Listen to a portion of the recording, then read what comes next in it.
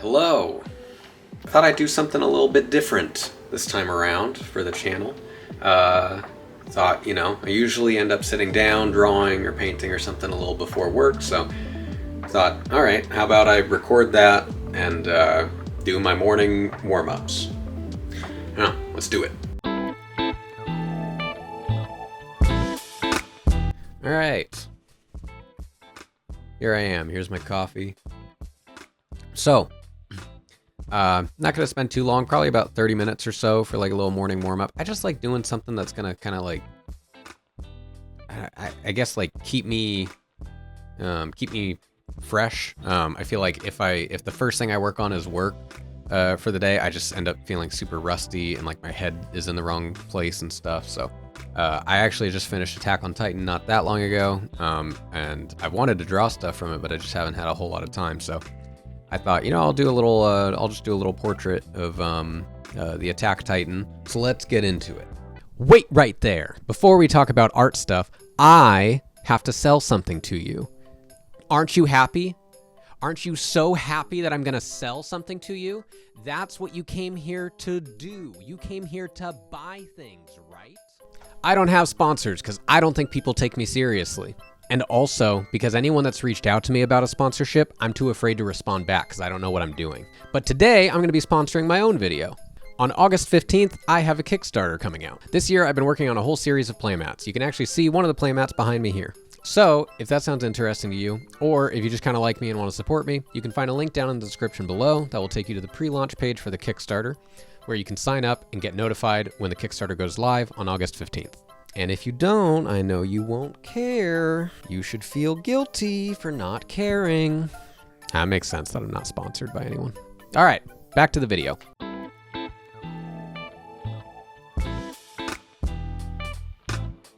So really, because it's just kind of going to be like a fun little portrait, I just want to find like whatever a good angle's going to be for this particular character. So like this is already like an angle. I'm like, probably not. I'm like pretty quick on making those decisions and knowing whether or not that's the like correct vibe that I'm going for. I could go for like sullen, sad Attack Titan, Maybe I'll do that. It's kind of got his like long hair or whatever. Be kind of cool. Might do that. We'll see. What I commonly do, at least for like, I do this with work. If there's like a bunch of sketches I'm going to be doing, I right click the layer and I'll label it. So this is like a yellow. So that's like a maybe. That's something I might end up doing. If it's a green, that's something that is like a definite yes. If I have multiple greens that I end up picking, then it just means that I have to decide between all of those. Or if it's something where I'm sending multiple thumbnails in, then I do that. So I could do like more of like an upper body sort of a shot. Maybe he's just kind of looking down at an angle or whatever.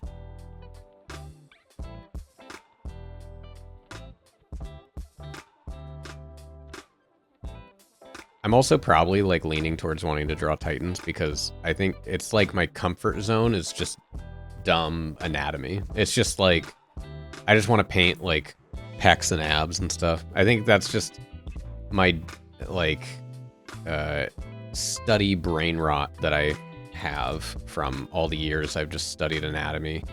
That like, when I think about a character, I don't think about like designing anything like super crazy. So if there's just some character that's just got a bunch of muscles, I'm like, okay, that could be fun. Sounds like a fun thing to paint.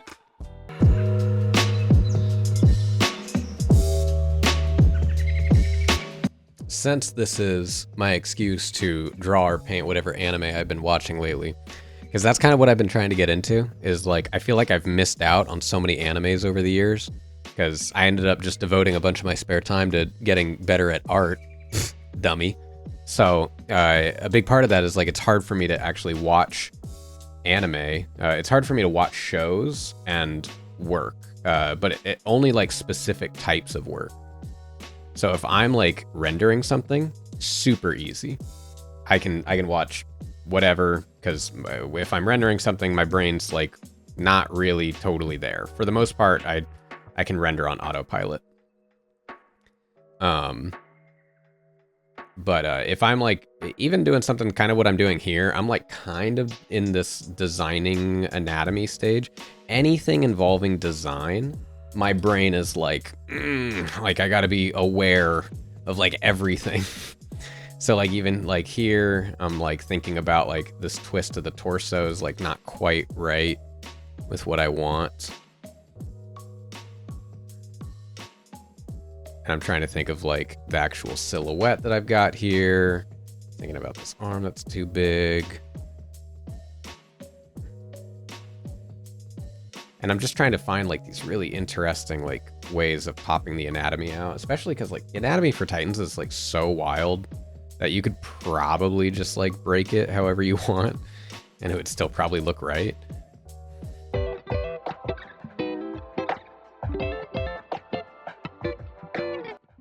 I love this like weird, some collarbones actually do this where they like really dip in here and they like pop out on the top. So they have this big dip that happens. And then they dip here as well. And I think it's like the natural shape of collarbones. I think it's just muscles that end up sort of like growing and like popping out above them.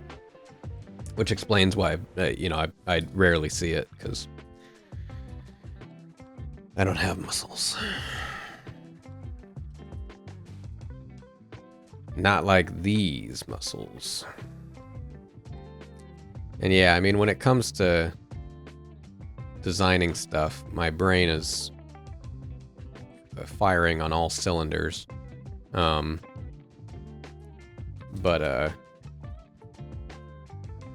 Otherwise, if I'm like rendering, if I got the idea pretty solid and I'm just there to make it pretty, oh. So something about like the anatomy that's in the show, I'm assuming this is at least directly from the show, is like it's got this super bulbous feel. I do kind of wonder if they were inspired by Hogarth. Hogarth did a lot of, I mean, Hogarth is a very popular artist with anatomy books and stuff, but I think a lot of Hogarth's anatomy is very bumpy. It's very, very bumpy. And if you look at a lot of his old like Tarzan comic stuff, has a lot of these like striations going along the muscles and stuff, the way it's inked. Feels very, very similar to that. Same with like this like huge 8-pack that's just like bubbles sticking out. I'm personally not a fan. I'm not only a fan, but also this was sort of like a taboo anatomy back in the day. Coming up in conceptart.org and stuff, a lot of people they did not like Hogarth's anatomy. They did not like how bumpy it was. They didn't like it. It felt like bubbly.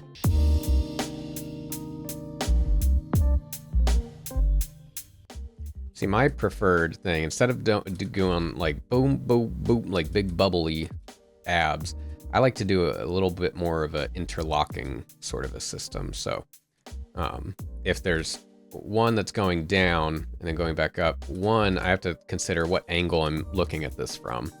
And then I kind of do a bit of like an angled look to them a lot of the time. That's my preferred way, where it kind of maybe goes up and in a little bit, as if it kind of goes in and they're like tucking back behind each other. Really, like abs, I mean, their shape can vary so much that you can have a lot of like variety with those. There's a lot of fun shapes you can make with those. I feel like I don't see enough artists explore that though. Like you can find, what is crazy is you'll find like furry artists, they go nuts for abs. Like you look at like some furry artists on Twitter and they're like masters of anatomy and they'll do the craziest looking like ab muscles. They do there's some really cool stylization that you can find. Okay, this dude's got a 10 pack, I'm pretty sure. So I will honor the source material and give him a 10 pack. It's only right. See, this is always like a weird, such a small detail. I'm sure not a lot of people are really gonna care or notice this. But this is one of those little decisions that you gotta make when you're kind of designing anatomy. Is here. Now, normally you got deltoid, tricep, bicep, okay? And you'd see the deltoid and the tricep is peeking behind it sometimes. The problem with that is you get these kind of bumps, right? And if you're not careful, it can be a little too bumpy on the way down. So one thing that you can do to sort of simplify this, and this does happen, like you'll see this in real life, is when the tricep is relaxed in particular. Sometimes these shapes can sort of merge. I'm personally a big fan of this. I like the big merged shape of the two, because otherwise I always feel like that you know, you don't know what to do with the tricep, because technically the way that the anatomy is flowing is you got the deltoid that's already flowing down to flow into the bicep, to flow into the next muscle, etc. And you want a nice flow. If you're not familiar, this concept, I'm saying flow, but it's also called force. It's a concept that Michael Matesi talks about in his book called Force. It's really good. It's very good for gestural work. Problem is, like, if you don't have this little divot here, then now you got this one going into that shape, and you have this second one that's sort of also flowing, but flowing down like this. And so it's just like awkward. You know, it's like it doesn't have its place. So little things that I think about. Trying to think about, does that need to be in the silhouette? Can it be simplified? What is it providing to the overall flow of the anatomy?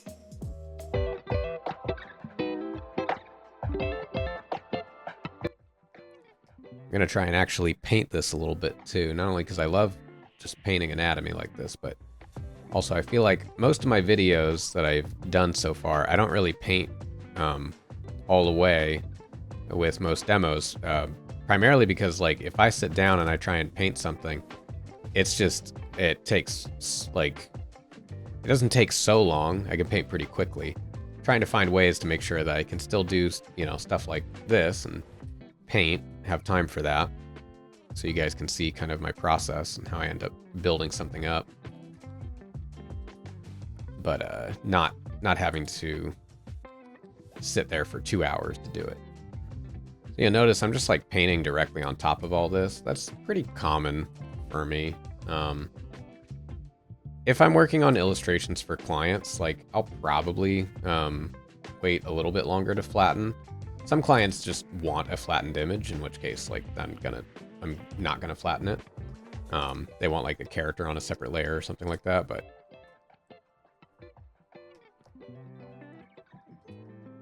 usually I just like to start painting. I mean, I make sure that the drawing's in like a pretty decent place. This, I'm kind of just pooping it out. I'm not worried about this drawing being like fantastic or anything like that. Doesn't need to be. All I'm doing right now is I'm kind of establishing whatever the darkest value is going to be. The reason is because if I can see what the darkest value is going to be, then it's going to help me, it's going to help inform the rest of my decision makings when I render.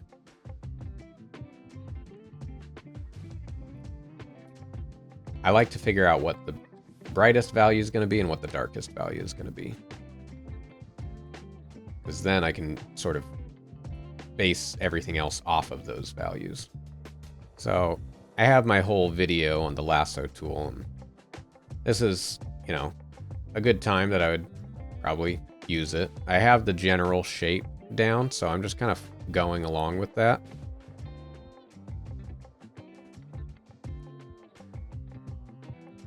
Just so I can get some of those shapes to be a little bit sharper, especially for like anime. Any anime leaning kind of styles, like getting a sharper separation of things, sharper shapes and like strands of hair and stuff.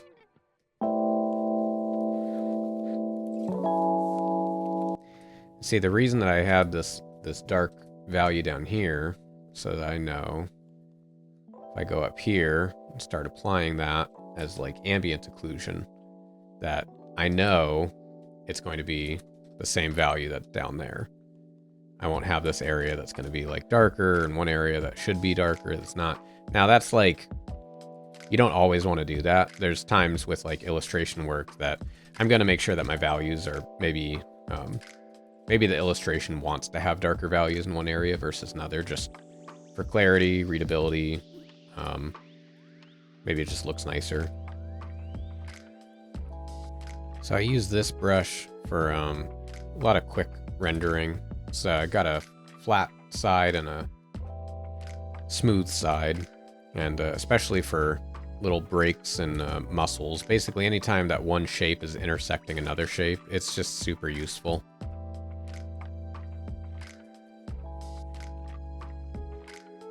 It won't be great in every situation. There's going to be times that you won't want it, because the way that the form might be like rounding around.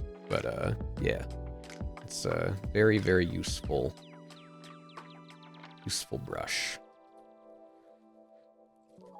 Especially when you end up having these kind of like sharper shapes here, like with the abs, the lasso tool is just really great for that. So yeah, hopefully this was interesting, just kind of seeing my general process done, you know, pretty quick. Seeing how I end up painting and rendering and stuff like that. So like I said, if you want to see more videos like this, then let me know. If you have any questions or anything like that, I can answer them either in the comments, or if you want to see like more, I guess if you have any specific questions that you'd like answered on a video like this, then feel free to suggest those.